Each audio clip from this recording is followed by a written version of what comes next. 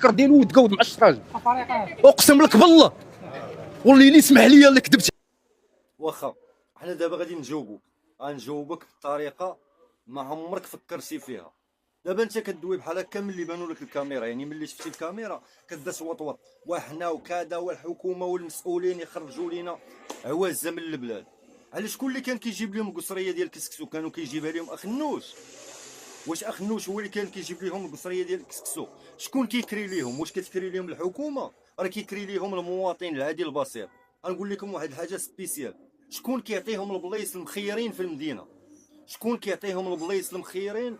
قيصريه الحفاري في درب السلطان. الا بغيتي بلاصه خصك 3000 درهم ولا 5000 درهم غير باش تفرش واحد الفراشه فيها مترو ونص. شكون كيعطيهم البلايص؟ في جميع المدن وجميع الاسواق شكون كيعطي للسينيغاليين البلايص؟ شكون كيعطيها لهم اصاحبي؟ كتعطيوها لهم انتوما الشعب.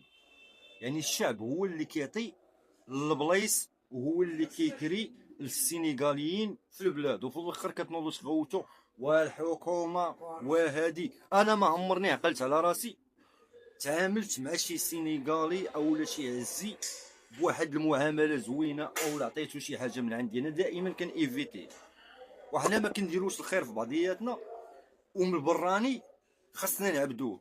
راه المشكله فيكم نتوما الشعب، المشكله راه ما كايناش في الحكومه ولا كاينه في اخنوش. تقول لي لا حكا راه اخنوش اللي دخلهم، راه الملك اللي دخلهم، هذيك هضره خاويه. دخلوا راه كيموت بالجوع. راه البوليسي كتلقاه ديما هاز الزرواطه وتابعها، والمخزني ديما هاز الزرواطه وتابعها، ولكن نتوما انا ما تفهمتوش ليا.